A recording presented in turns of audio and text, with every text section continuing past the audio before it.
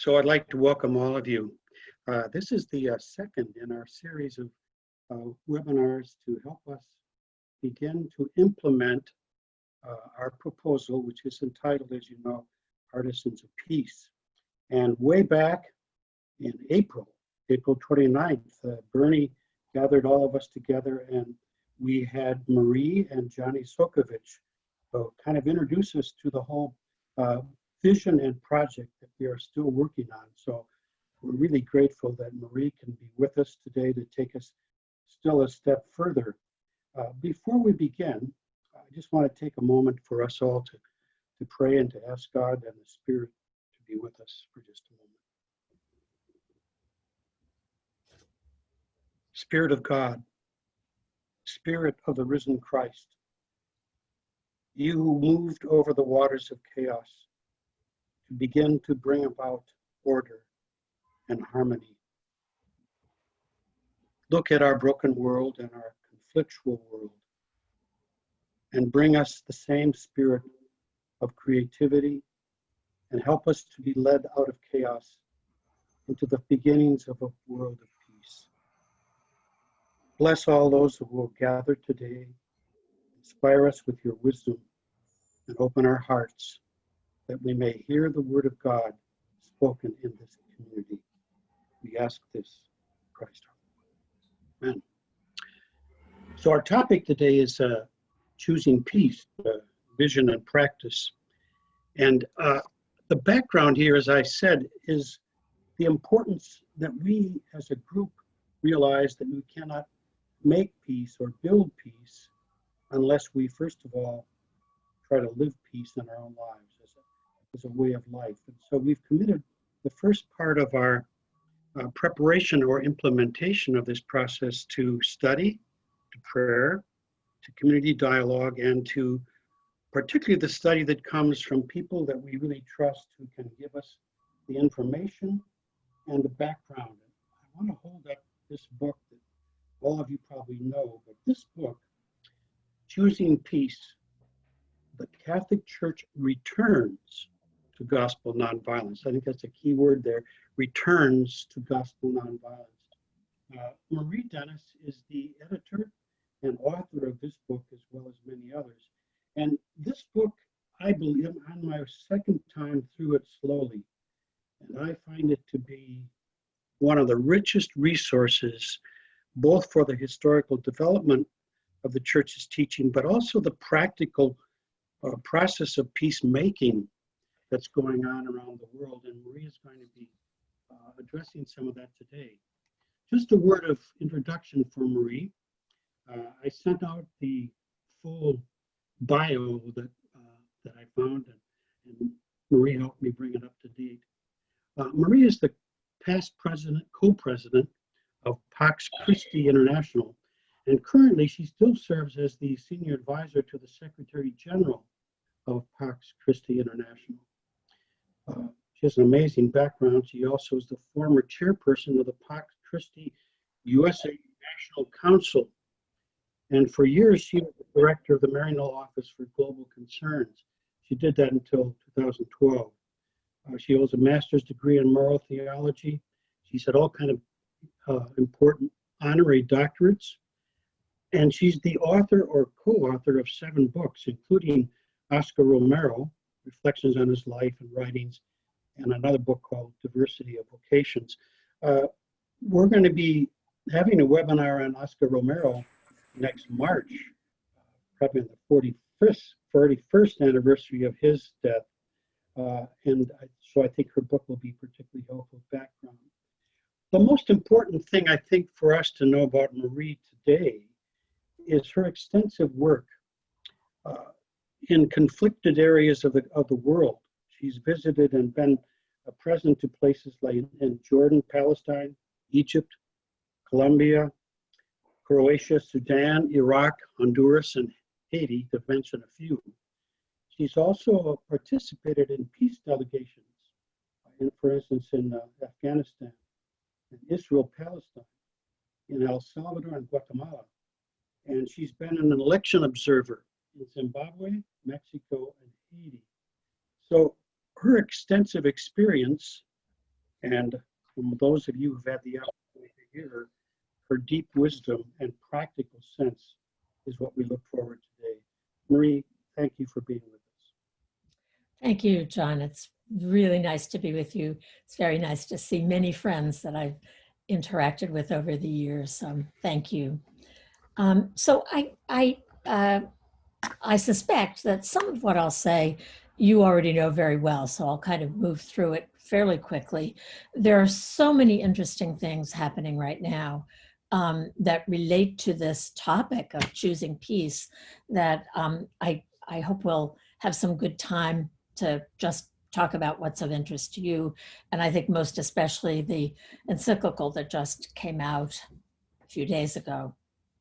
So as you know, for the past 65 years or more, the Catholic Church has very clearly articulated an abhorrence of war. But over the last 6 or 7 decades, the emphasis in the way that the church did that has evolved. You know that well. So from the really extraordinary vision of Pope John the 23rd in Pacem in Terris, and I want to point to the fact that in the encyclical this week, Pope Francis lifted up that encyclical as in a very important way. John the 23rd had a very sort of deep, rich yearning to move to a new place in relation to violence and war. Then through the Second Vatican Council that had such a robust debate about nuclear weapons and the sort of status of the Cold War in the 1960s, that finally included in Gaudium et Spes a very serious look at war, to the challenge of peace, the U.S. Bishop's own document that accepted the conditional reliance on deterrence on the way to disarmament. Then the Harvest of Peace in 1993, I'm kind of jumping along because these are in a way milestones in what might be official church teaching. The Harvest of Justice, 10 years after the Challenge of Peace, really articulated the potential of nonviolence. Remember that was right after we had seen the Gandhi uprising and nonviolent struggle in India, the civil rights movement in this country, the people power movement in the Philippines, and the overturning of the Soviet Union and the Eastern Bloc by nonviolent means at the end of the 80s. So by the early 90s, the official church, even in the United States, was starting to say, maybe we should be looking more closely at what is nonviolence. So they said it, and then almost nothing was done after that to actually implement what they called for. And then I think in statements from literally from every pope from John the 23rd until Pope Francis, there has been articulated a very clear abhorrence of war. Through that process, you can see the church wrestling with hard questions about how to make peace in a world that was not peaceful, in a world where there was violence already, but also moving more and more decidedly to reclaim the centrality of gospel nonviolence. The church's presumption against war, insistence on disarmament, and emphasis on nonviolence as a cross-cutting approach to global challenges and the pursuit of just peace have become increasingly strong, especially in the last 5 to 8 years. Pope Francis has continued that process. He picked it up in the last, 7 years, repeatedly decrying the many wars, and he repeated this again in the new encyclical, Wars Fought Piecemeal, pointing to the fact that war is not the same as it was 200 years ago. And he has repeatedly condemned the tremendous profit in war making and in marketing and trafficking in weapons. He strongly called for a global ceasefire at the beginning of the pandemic, and he's followed up with that repeatedly. And his whole engagement with the impact of war and preparation for war and ongoing violence in the context of this pandemic has been really interesting. I'd like to say a little bit more about the work that I've been doing with the COVID-19 Commission of the Vatican. I've been on the security task force, and it's been a pretty interesting process. And then, as we know, he very clearly, starting in 2014, Pope Francis began to say that deterrence was no longer acceptable. He, at the first time he said that publicly was to the Humanitarian Consequences Conference that was held in Vienna in 2014, I think in December. He sent a message to that conference implying that deterrence was no longer an acceptable moral position. But then in 2017, he underscored that at a conference in Rome on nuclear disarmament, and I'll say a little bit more about that in a little bit. So it seems to me that for Pope Francis, there are four critical pillars that form the foundation of the post-pandemic world that he is trying to create, and that very much reflect his understanding of what it will mean to make peace, to choose peace in the world. The first, in his encyclical Laudato Si', Francis dramatically describes the climate crisis, the structural violence that is propelling the climate crisis, and the fact that everything is interrelated.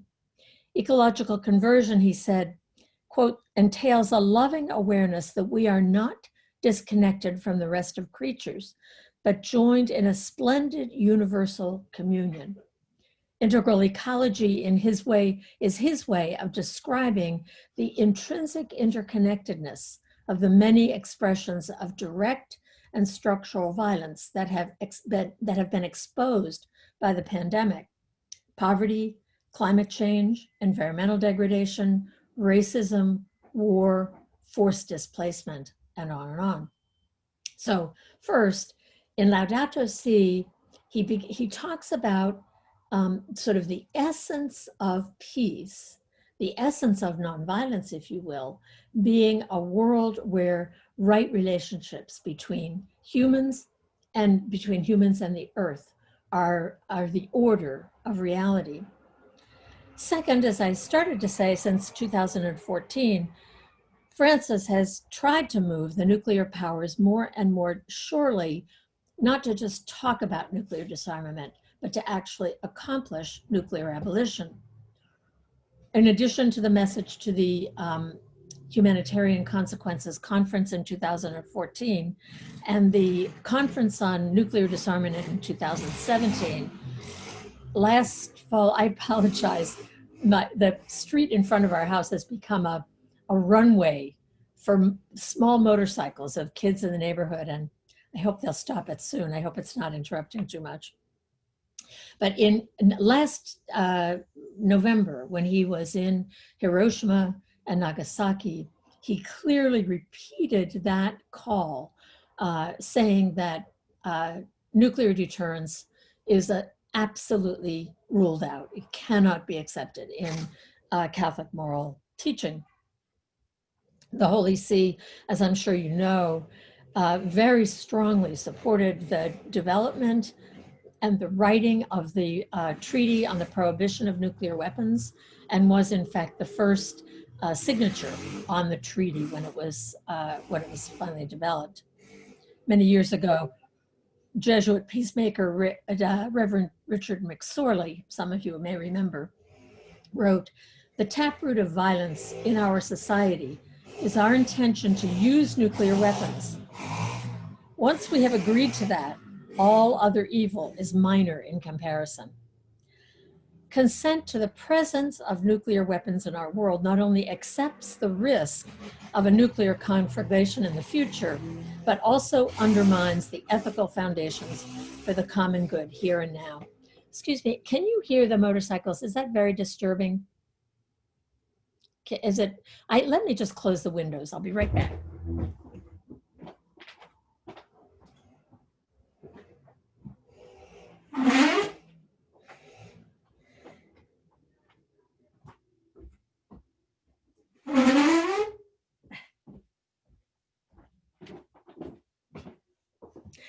I'm so sorry. They don't usually do it in the middle of the afternoon. It's usually in the middle of the night. We have the pleasure of the sound. In any case, Pope Francis, so his first step, or what I think of as his first pillar, is Laudato Si, which is not often thought of as a strong support for the work of peace. But if you just think about it, and for as long as we continue to fight wars, to spend fortunes on preparation for war and on military hardware, as long as we fail to organize ourselves in nonviolent ways to insist on a change in the way we're living, we will never accomplish the kind of vision that Francis laid out in Laudato Si. The second thing he's been doing is to try to lift up that sort of second existential threat to life on Earth. That climate change is the first, and nuclear weapons are the second. It's been fascinating since 2017 to see him consistently try to engage not only the nuclear states, but also the Catholic Church in support of nuclear disarmament. And we can talk a little bit more about that. Francis continually lays out the intersectionality of the many forms of violence that we face. In Laudato Si, for example, he said, "War always does grave harm to the environment and to the cultural riches of people, risks which are magnified when one considers nuclear arms and biological weapons. Further, the production and testing of nuclear weapons in themselves have enormous environmental consequences and social costs. So the connections between these sort of major thrusts of his peacemaking agenda are pretty obvious, very clear. Third, Pope Francis has specifically embraced nonviolence, although it was very interesting in the encyclical that we've just received, how he never once used the word nonviolence, and yet the whole foundation of that document is about nonviolence. It's about nonviolence as a way of living.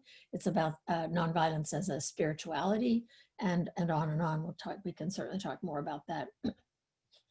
Perhaps the most overt place that he wrote about nonviolence was in the 2017 World Day of Peace message, which I hope you've all seen, on Nonviolence, a Style of Politics for Peace. It was a really extraordinary document where he looked at nonviolence from many different perspectives and laid out a very full articulation of what nonviolence looks like.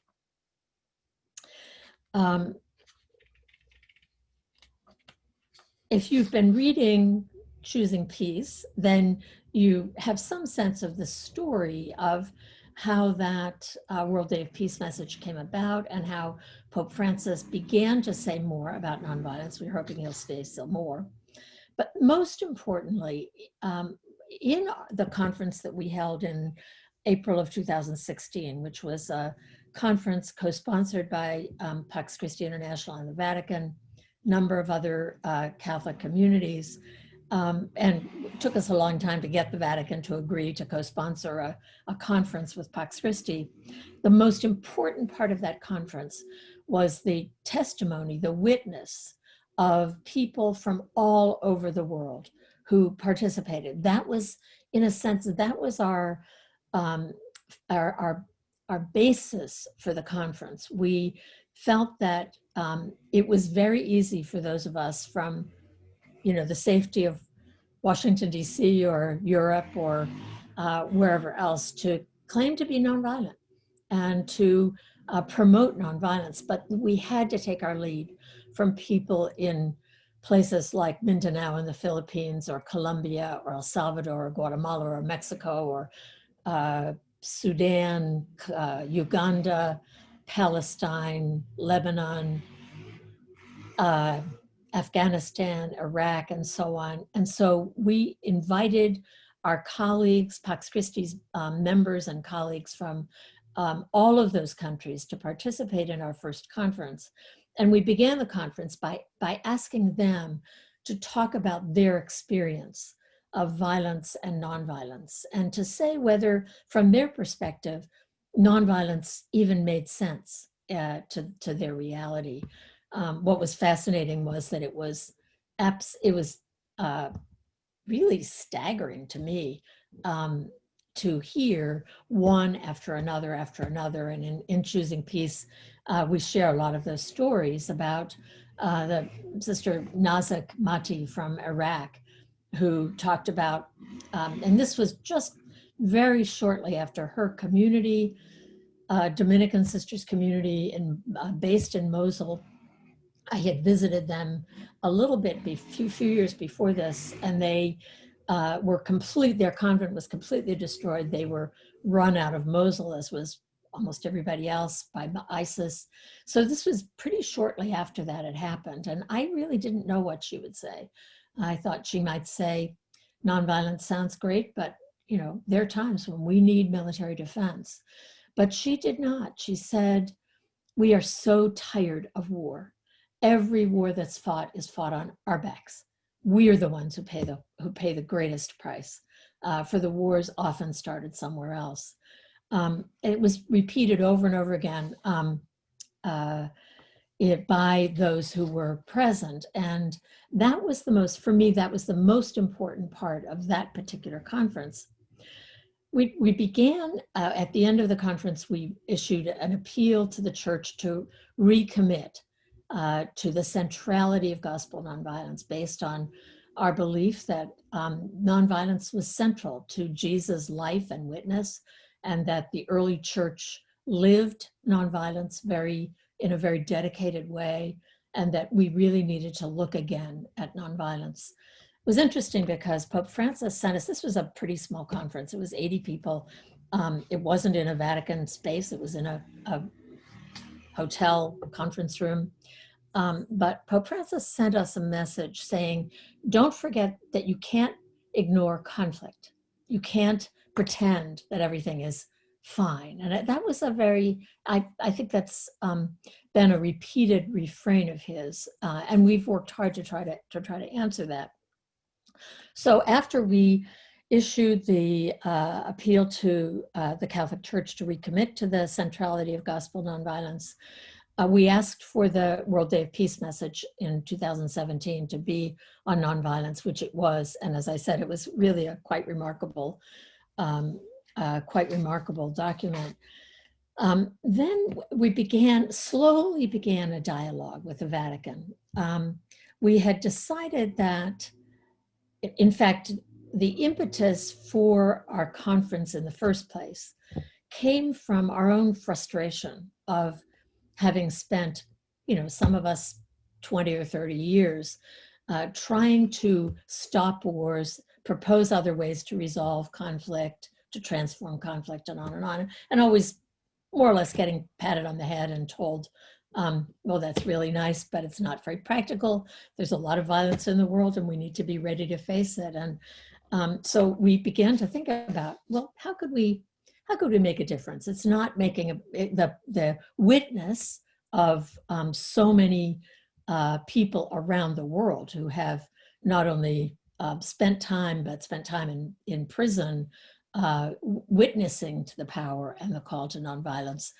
We just began asking, well, where do we have any access to a stage or a microphone that could be heard around the world? And since by the time we were thinking about this, Pope Francis was Pope, we thought, well, The Catholic Church is pretty big. It has universities and parishes and dioceses and seminaries and religious communities working all over the world in almost every country. It has diplomatic presence in almost every country and at all of the multilateral agencies. So let's see if we can move the Catholic Church to articulate a support for nonviolence. And so that's essentially what we've been about. It was where this project started, and it's what we've been trying to do. So over the last 6 years, we've been in an ongoing, interesting conversation with different places in the Vatican, first with the Pontifical Justice and Peace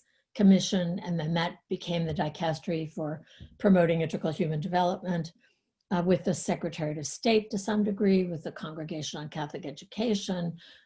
So we've just been, we take a step forward and then we'd be told, well, we're getting a lot of pushback from moral theologians who think the just war tradition is, has got to be preserved. And so you need to deal with them. And we went back and forth many times, and finally decided that one way to approach it would be to try to gather the widest circles that we could manage to look at different dimensions of nonviolence. So what would a theological, a sort of foundational theology of nonviolence look like?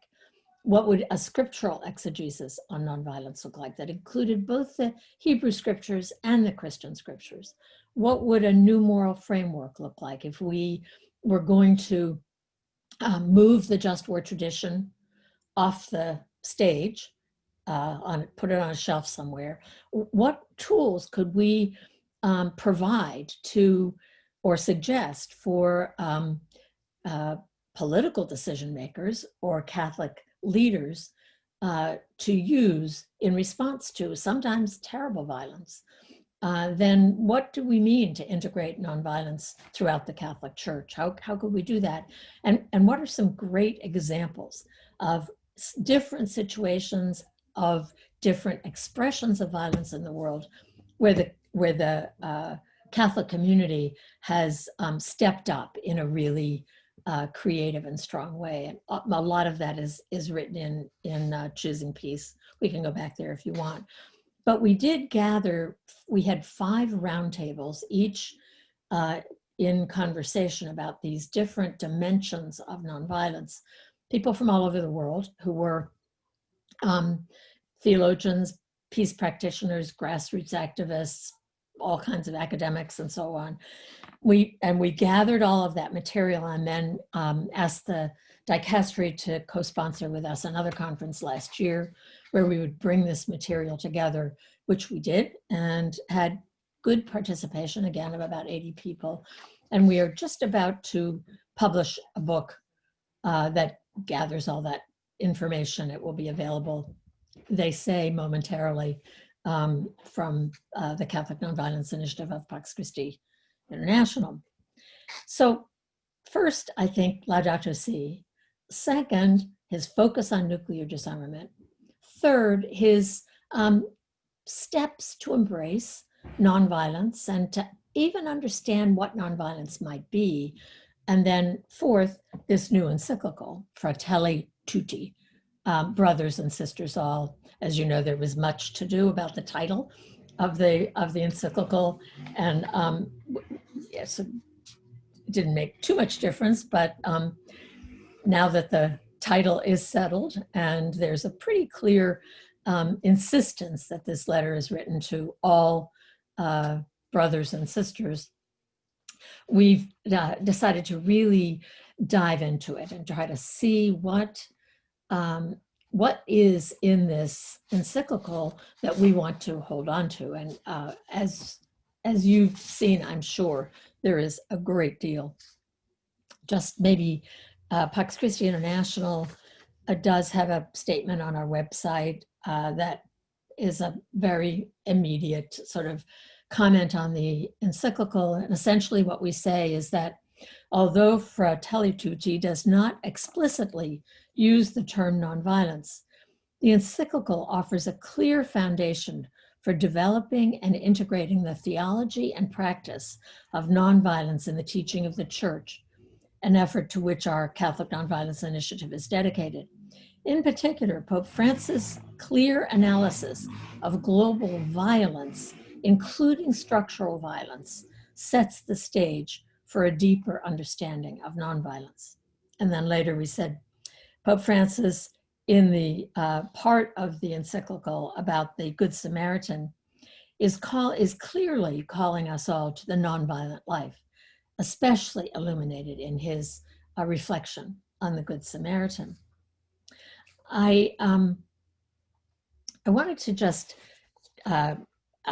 yesterday I spent a good part of the day going through the encyclical, as I'm sure some of you did, and identifying those passages that reflect what we understand to be nonviolence. And there are many of them. I'm not going to point to all of them, but just a couple that were really striking. And for me, one of them, maybe just to back up a little bit, in our use of the term nonviolence, we are pretty determined to talk about nonviolence as something different from pacifism, and that is both the spiritual, that is, it is a spirituality, a way of life, a global ethic, and a set of very proven effective tools for dealing with conflict, transformation, and existing violence. We don't pretend that nonviolence is always successful. Violence is not always successful either. But we've been trying to talk about nonviolence as in a very broad way, including everything from what diplomacy and dialogue to trauma healing, to restorative justice and unarmed civilian protection and civil resistance, and to try to sort of break us out of thinking always about nonviolence as crossing a line, chaining yourself to the fence, or as absolute pacifism. And I think that where we are now in this discussion is still very much looking for ways to help Vatican officials understand that, but also then to move our conversation more out to parishes and religious communities and so on. And you'll see more of that as we go along. So what I wanted to, there are just throughout the encyclical, many, many different examples, but there's there are a couple that I thought were really striking. One is in the paragraph 241.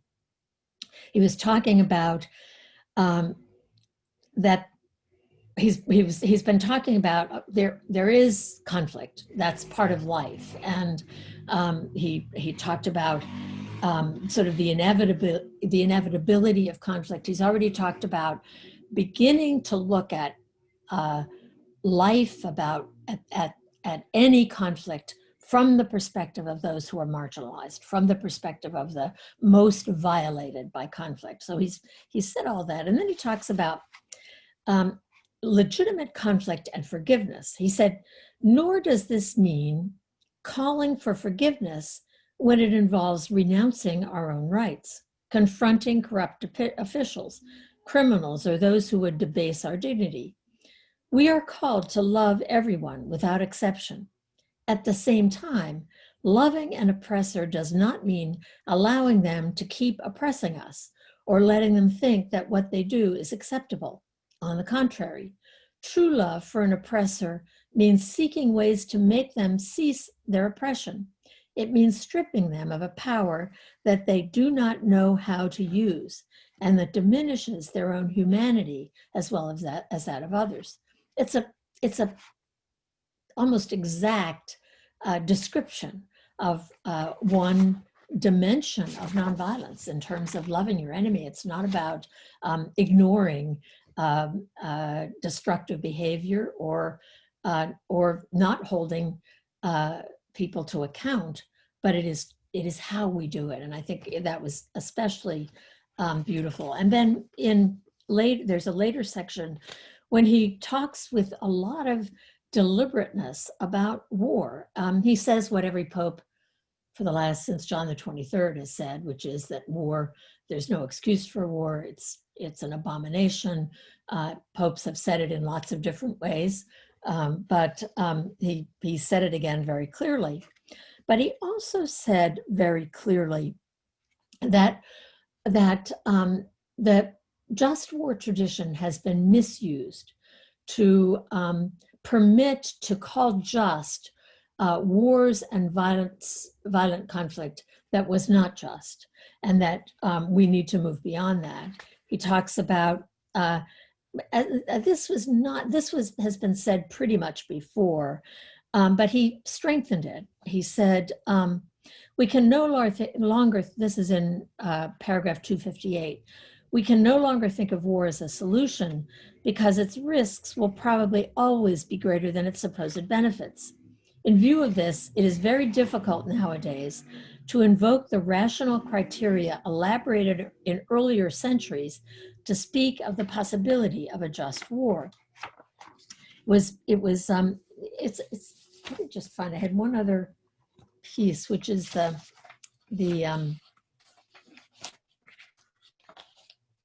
in footnote 242, Pope Francis is pretty clear in talking about the just war tradition. And he actually, sorry, apologies.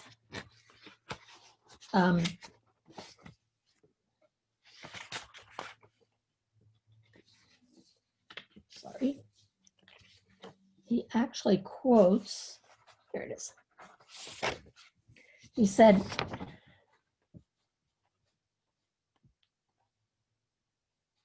he quoted what he said, what he just said. And then in footnote 242, he is even more direct. Because this is from the footnote. St. Augustine, who forged a concept of just war that we no longer uphold in our own day, also said, it is a higher glory still to stay war itself with a word than to slay men with the sword, and to procure or maintain peace by peace, not war. I think that that is the farthest that any Catholic teaching has gone, to say we no longer accept that description or that understanding of just war. So that's pretty interesting, and I'd be interested to hear what you are seeing in that encyclical. Maybe just one other little piece, which is to say a little bit about this COVID-19 commission that I've been part of. That was sort of the genesis of the interview that John sent around earlier today. It's one of the most fascinating experiences that I've ever had. To start with, if you had asked me 10 years ago, maybe 8 years ago, if I would engage with the Vatican on any ongoing project, I probably would have said no. Before Pope Francis, I'm not sure that I would have had the patience to deal with the Vatican. But once he was trying to move things in a new direction, this opportunity was quite interesting. So what he's trying to do, as you may know, he's trying to gather from the margins of the world, from ordinary people, from the reason that he asked Pax Christi and the Catholic Nonviolence Initiative is because we have 120 member organizations working all over the world.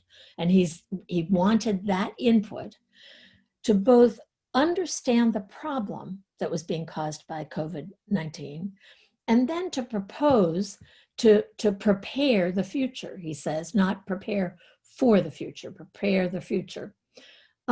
It's been a pretty ragged, all over the place process. There have been 5 working groups, one dealing with diplomacy at the Secretary of State, another dealing with communications, another dealing with fundraising, another dealing with immediate aid, Caritas and others. And then in the working group that I've been part of, there are 4 or 5 task forces that are, if you will, doing the social analysis and sort of dreaming to imagine what the future might look like. So one has been looking at economics, one at ecology, ours at security and peace, and another at health. And since the coronavirus pandemic began, these groups have been producing material that is now being digested into a sort of macro social analysis and proposal for action that is pretty fascinating. Sort of all of the input so far has been, at least in our 4 task forces, has been see, judge, and act, sort of using a methodology that was bringing in the gospel and Catholic social teaching and making specific proposals for what should happen, what should the church be doing, what should the different parts of the church be doing to actually build a different reality after seeing what this pandemic has exposed in terms of structural and systemic injustice and violence. So it's been a really, really interesting effort. I would encourage you to, it's a little bit hard to follow, but in the Dicastery for Integral Human Development is beginning to gather some of this material on a website that is just, easy to find. And the Dicastery for Communications is starting to put out these small videos and interviews and sort of using different media, some of the substance of what has been discussed. It's really, will be really interesting to see if there is any impact from this work. But it did seem to me that at least the church ought to have a loud enough voice that it could move some of the pretty significant structural violence and injustice to a different place following the pandemic. So we'll see. I'm going to stop there and just invite you to ask questions, make comments, add what you've seen in the new encyclical. I think I'm sure probably everybody has read parts of it and some have read it all. So let's just have a conversation now. Well, first, Marie, thank you so much for a wonderful presentation. In such a short amount of time, you covered a whole lot of territory. And I can say for just myself, but I hope for many others who are participating, thank you for staying with this process for all these decades of your commitment, and especially for coming back and saying, well, with Pope Francis there, I think maybe we can even dialogue with the Vatican. Thank you for your courage and for your initiative and for this very enlightening presentation. I would like to say one thing and then we'll open it all up. What I'd like to say is that one of the mistakes that I made in looking to the encyclical, the brand new one, Fratelli Tutti, was that I immediately went to the part about war and peace and death. And what I realized is that what I needed to do instead was to go back and look at the whole encyclical. Yeah. Because it, as you have pointed out in the 4 pillars, it is this comprehensive or expansive view of the human common good that is at the heart: relationships, community, respect, and peacemaking is not something limited just to war, but an ongoing experience. And so I truly appreciate what you've just said again, that simply underlines or makes positive what my own experience is. But let's open it up now. Simon, do you want to run this part, please? Sure. So anyone can speak up. Everybody is currently muted, so you just would unmute yourself and then you can just talk kind of loud. There's already one question in the chat. I don't know if Marie can see that. Maybe you could get started with that one. But if you have a question or a comment that you'd like to say, you just unmute yourself and then you can just jump right in. You don't have to be called on or anything. Bernie, I think that might be your question. So why don't you just pose it yourself to Marie? That would be good.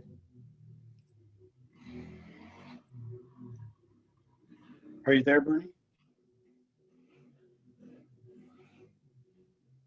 I think, Bernie, is that your question? That's, yeah, that's my question. It's from an experience of just this morning.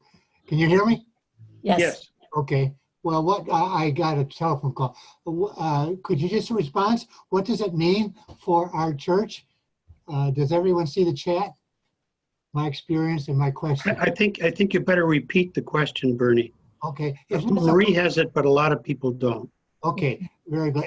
Well, anyways, this morning I phoned the pastor of a large suburban parish here in the Pittsburgh Diocese. I asked him to endorse this petition to PNC Bank to divest nuclear weapons. You have done it, John. Marie's done it. Lots of people have done it.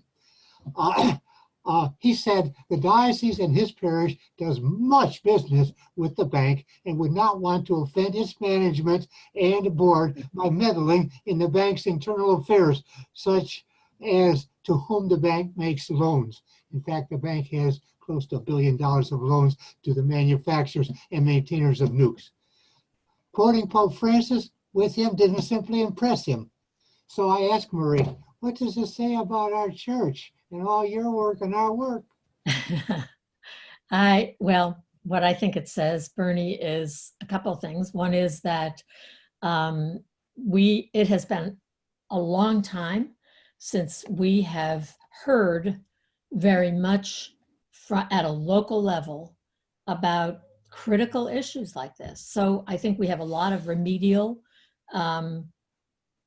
moral theology and preaching to do that will help all of us understand the importance of this. I think, I think it to me it lifts up even more strongly the importance of having this conversation permeate the church at every level, because the most important voices are your voices. I mean, you actually are helping people to think through these kinds of moral issues, and helping us to be courageous enough to think maybe it wouldn't be offensive to the management of PNC Bank. Maybe it would support the management of PNC Bank, who would then feel that they had done the right thing. So I don't know. I just think it points to a lot of years of very little, and I suspect that every one of you is an exception to this, but in so many places in our country and around the world,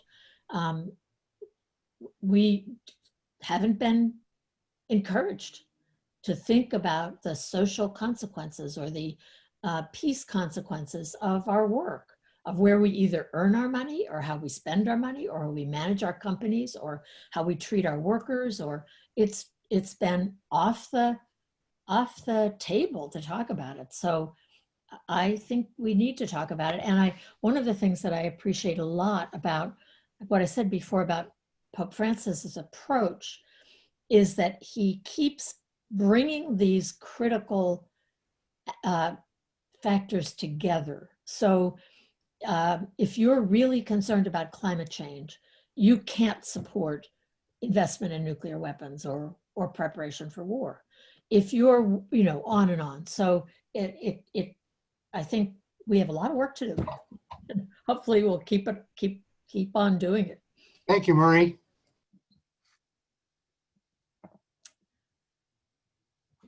I see another question from Monica Marie Kaiser. Will the compilation book be available in audio and large print? It's called Advancing Nonviolence in the Church and the World. And it will be available in an electronic version, but I don't know about audio. I will look into that and let you all know if we think we can get it into an audio. It would be nice to do that. It's a pretty long book. And unfortunately, Orbis did not agree to publish this one, and we just didn't get into a discussion about it. So we self-published it, and it has been a much bigger headache than than fussing with a publisher. So hopefully we can get an audiobook. Marie Dennis, I have a question, Sister Paulette. Are you familiar with any first world countries that really do in policy adopt nonviolence? I mean, I'm familiar with some third world countries, but what about first world countries? Are there any pushing it more than others at all? Is there a movement? Well, I don't know how you would classify. Probably the Philippines is somewhere in the middle, and Costa Rica also. But the Philippines and Costa Rica are two very interesting examples. In Costa Rica, it has been more public policy and decisions that were made years ago that they've stayed with. In the Philippines, it has been the work of grassroots peacemakers who have pushed and pushed and pushed. So, for example, I think they now have a peace education programs in all of their public schools, and that took a lot of time to get, but they've done well. Great. Yeah, I don't know of any. I guess you could. Germany is interesting. It seems like many countries have pieces. So Germany has an alternative to military service that's very well developed, very a very interesting program. But some of the Nordic countries a little bit. The Netherlands has invested a lot in peace building in recent years. I don't think it's quite there now, but whether they have thought about a policy direction committed to nonviolence, it's actually one of our ongoing task force efforts is to articulate examples of policies that would support nonviolence at different levels. So we're doing it at the UN, at a national level, at the EU, and we will be, hopefully in the next couple of months, certainly within a year, trying to lift up, what are we talking about? What do we mean by having a public body commit to supporting nonviolence? So hopefully that, one good example is Nonviolent Peace Force. The UN is actually funding Nonviolent Peace Force and thinking about incorporating nonviolent strategies into their peacekeeping forces. So, step by step. Yes, baby steps, but good.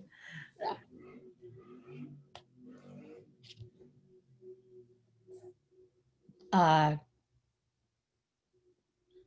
impressed, James Flynn. I'm impressed by how many times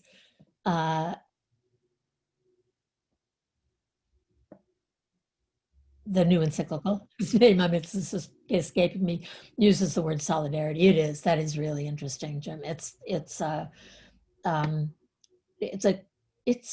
really rich encyclical that we think, I believe, and Pax Christi does, that we're at a very serious crossroads as a human family, and that we are running out of time to make a decision to move in a different direction from the constant investment in preparations for war and the terrible gap between a few who are extremely wealthy and most of the people in the world and so on. We think we're at a crossroads. And this encyclical lays out a beautiful description of what that, between that and Laudato Si, they lay out a beautiful description of what that alternative route might look like in terms of the relationships that we have with each other and the world and the earth, I mean. Okay. I will follow up with the audio from Bob Bonnet. What is the status of the Peace Academy here in the US? And also, how does the Vatican see its relationship with the nation's militaries? That's really interesting. I know that there is still energy being invested in the Peace Academy. It's going to have a long road to walk, I think. Even the U.S. Institute of Peace that we already have has to struggle to get any financial support every year. It's this last year it was almost cut to nothing. So I know there's still some interest and would be great. The relationship with the nation's military is one of the interesting things that I've bumped into often in the Vatican, is that there is clearly some gap between the Dicastery for Integral Human Development, the Secretary of State, and some of the other offices in the Vatican. We had a meeting at the Secretary of State a year or so ago, and the one thing that Archbishop Gallagher wanted to raise with us was that Pax Christi in Italy had issued a protest when the Vatican reached some kind of a concordat with the Italian military, and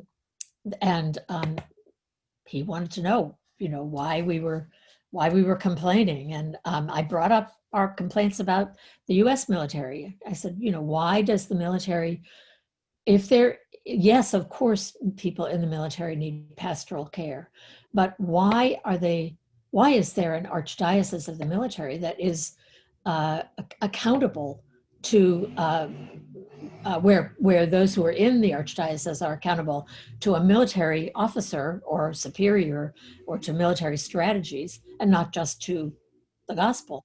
So that, I think it's the Secretary of State that's holding on to that pretty carefully. I think that it's a long conversation, but a really, really important one. Big question that came up when Pope Francis first said nuclear weapons cannot be, we have to get rid of them. We can't even use them for deterrence. And the question that came up as we walked out of the audience, it was one of these meetings where there were a lot of hierarchy there. And one of the questions that I heard most often asked was, what are the pastoral consequences of this? And I think that is a very important question that needs to be explored and is being to some extent. Where do things stand with the national campaign for a peace tax fund? Again, I know people are still working on it. It's still there. I don't have a sense that it's really taken off yet, but it is still there and we'll still work at it. Do any of you know the answer to that?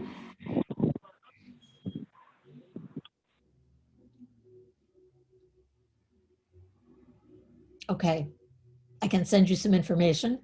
Malachi McBride is the executive director right now, and they're still working at it and educating about it and trying to present the Peace Tax Fund as an alternative, but I think it's still got a long way to go.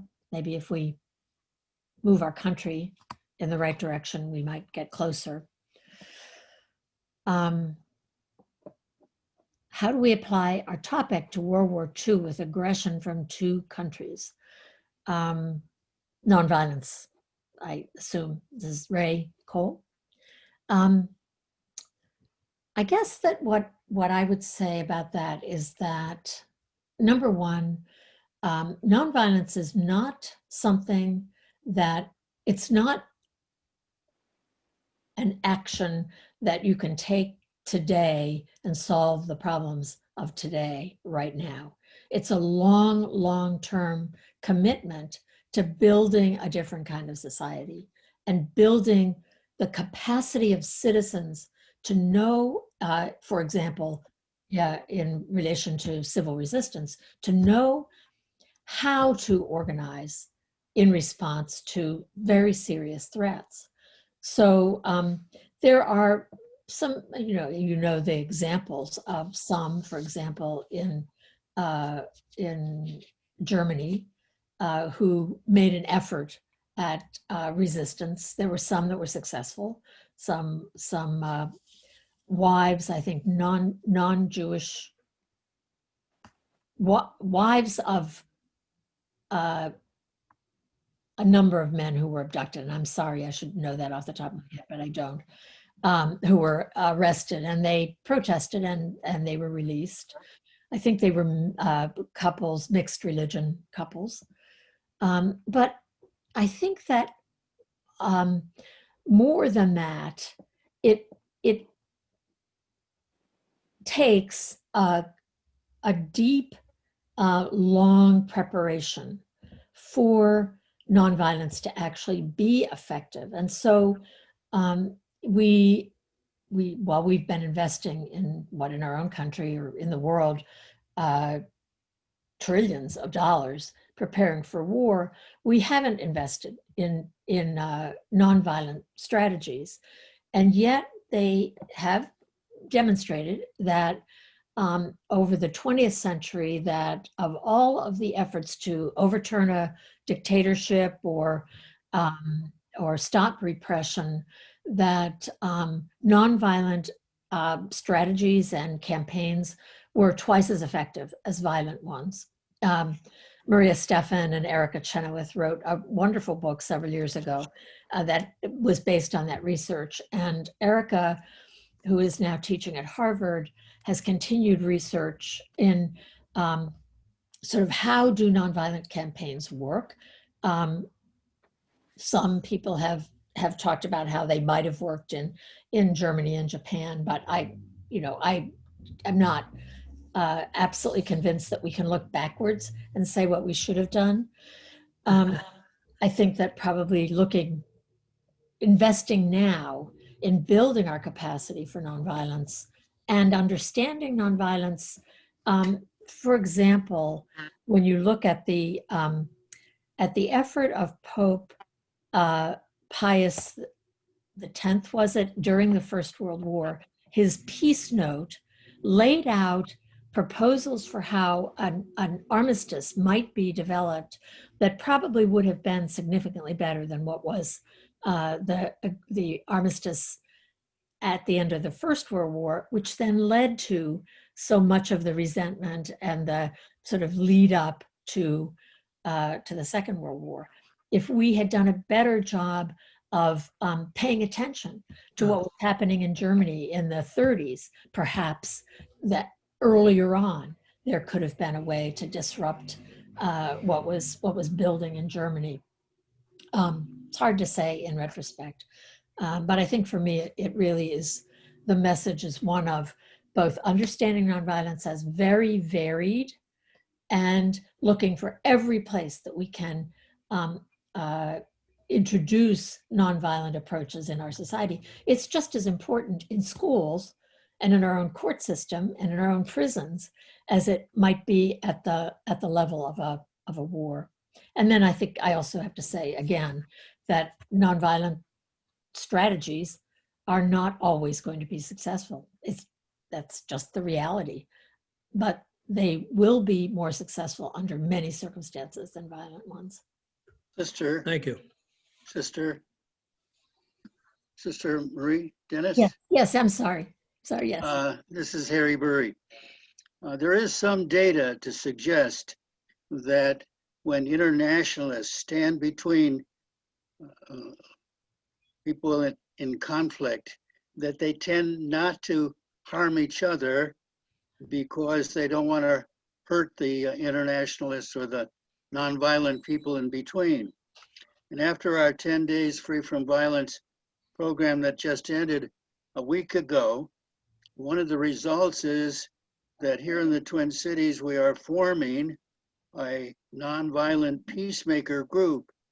And the intention is to wear some kind of vest and headbands that would tell both the police and the protesters who we are and that we are nonviolent.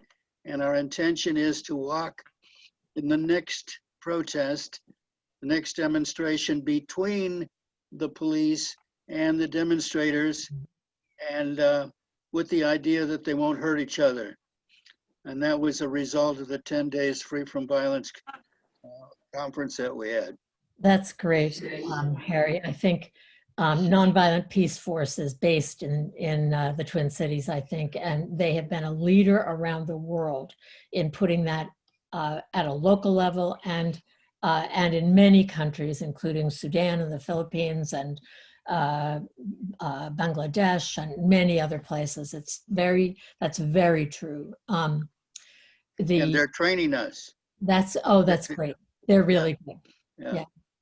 Excellent. And it is just as important at a local level. There are many groups, and I'm sure you've seen them, thinking very hard and preparing for how we manage our own election if there is a move to violence around the election or in the aftermath of the election. In many cities, there are like Nonviolent Peace Force, the DC Peace Force, Meta Peace Team, and many others are planning ahead to be ready to interrupt violence. And I think it has been shown to be very effective.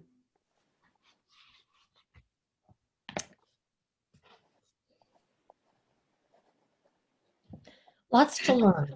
And I think that would be the only other piece that I would say is that we have been asking universities, we've had quite a few universities do programs on nonviolence, and we're asking universities to integrate nonviolence into their peace studies programs, or to start a peace studies program if they don't have them.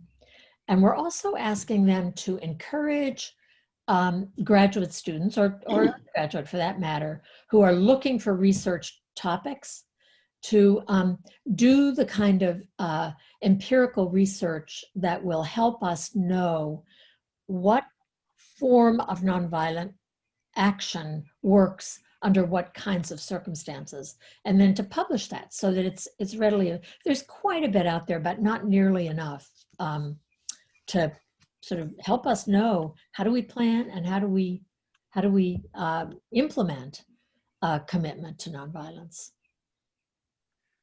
Well, Marie, we all want to thank you so much for not only your presentation, but the dialogue part of this has been so significant in that we're able to clarify and ask some of the questions that are not only specific, but some of those broader issues that you have also introduced us to.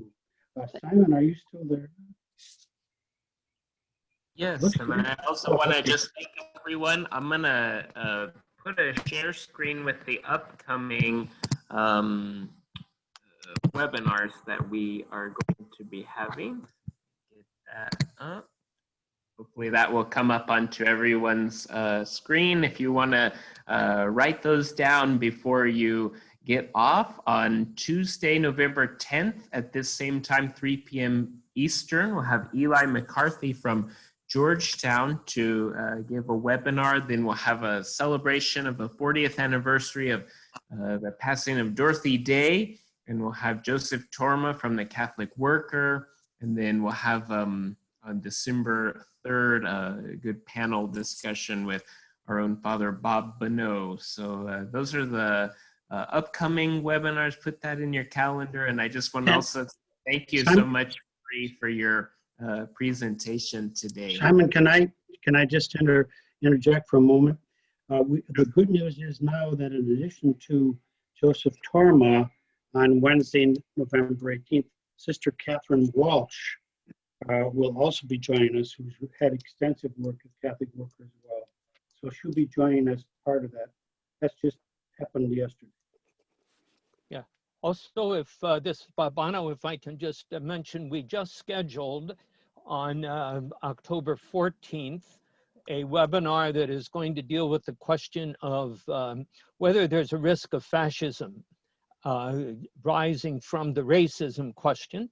And we have Dr. Torma participating in that, Dr. Joe Holland, and Father Mike Gilgannon, who, and both Mike and Joe Holland experienced what fascism can look like, Mike in Bolivia and Joe Holland in Chile. So that will be on the 14th.